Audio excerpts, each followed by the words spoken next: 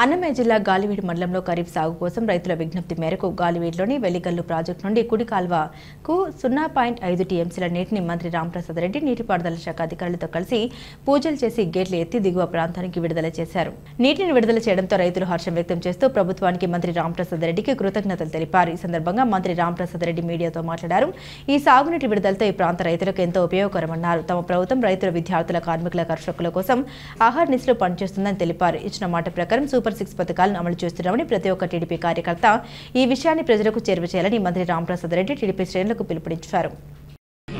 అందరికీ నమస్కారం.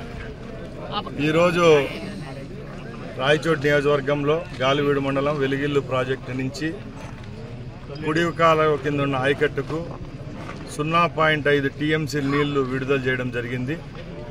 దీని ద్వారా సుమారుగా కాలువ ఇరువైపులు ఉన్న 38 కిలోమీటర్లు ఎంతవరకు ఉందో కాలువ అక్కడ వరకు ఉన్న రైతాంగానికి ఒక శుభసూచిక.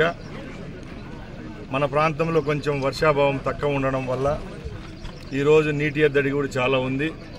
ముఖ్యంగా బోర్ల ద్వారా ఎవరైతే సాగునీళ్ళు కటకటలాడుతున్నారో వాళ్ళందరికీ ఇది ఒక శుభవార్తగా భావించవలసిందిగా కోరుకుంటున్నా. దీని ద్వారా ఈ ఖరీఫ్ సీజన్లో వెలిగిల్లు ప్రాజెక్టు కుడి కాలువ కింద ఉన్న ఆయకట్టు అందరికీ ప్రభుత్వం ద్వారా నీళ్ళు అందించేదానికి శ్రీకారం చుట్టడం జరిగింది. దానిలో భాగంగానే ఈరోజు ఇరిగేషన్ అధికారులతో ఇక్కడికి విచ్చేయడం, రైతాంగం సమక్షానే ఈ నీళ్లను ఇవ్వడం జరిగింది. ఈ ఖరీఫ్ సీజన్లో సుమారుగా 0.5 టీఎంసీ నీళ్లను ఈ కాలువ ద్వారా అందించడం జరుగుతుందని తెలియజేసుకుంటున్నా. ముఖ్యంగా ప్రభుత్వం రైతుల కోసం ఎన్నో చేస్తూ ఉంది. దానిలో భాగంగానే నిన్న 47 లక్షల మంది రైతుల కోసం 7,000 రూపాయలు ఒక్కొక్కరికి అకౌంట్లో వేయడం జరిగింది. చంద్రబాబు నాయుడు గారి ప్రభుత్వం రైతుల పక్షాన పనిచేస్తుందనే దానికి ఇది ఉదాహరణ. సంవత్సరానికి 20,000 రూపాయలు ఏదైతే మేము ఎన్నికల హామీగా అన్నదాత సుఖీభవ కింద ఇస్తామని చెప్పామో ఆ మాట నిలబెట్టుకుంటూ నిన్న ఒక్కరోజే రాష్ట్ర వ్యాప్తంగా సుమారుగా 3,800 కోట్ల రూపాయలను జమ చేయడం జరిగిందంటే ఇది ఒక చరిత్రగా చెప్పుకోవాలి.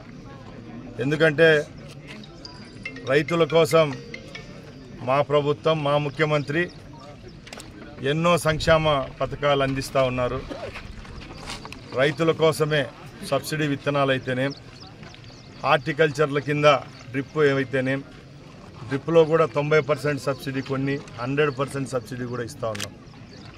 ముఖ్యంగా కూటమి ప్రభుత్వం ఏర్పాటైన తర్వాత జలవనరులపై ముఖ్య దృష్టి సాధించి రాయలసీమ ప్రాంతం ఏదైతే కరువు కాటకాలతో ప్రతి సంవత్సరం అలమటిస్తుందో ఈ ప్రాంతానికి శాశ్వతంగా విముక్తి కల్పించే మార్గంలో రాయలసీమకు నీళ్లు అందించే విధంగా ముఖ్యమంత్రి ఈరోజు గోదావరి నుంచి బనకచెర్ల వరకు నీళ్లు తెచ్చే ఒక మహా ఉద్దేశంతో ముఖ్యంగా ఏదైతే కాలువలు, కొత్త కాలువలు అలాగే పాత కాలువల ఆధునీకరణ కోసం ఒక పైలట్ ప్రాజెక్ట్ కింద ఒక మహాయజ్ఞంగా 1,00,000 కోట్ల రూపాయలతో ఒక స్కీమును తీసుకొని వచ్చేదానికి కూడా చిత్తశుద్ధితో పనిచేస్తూ ఉన్నాం.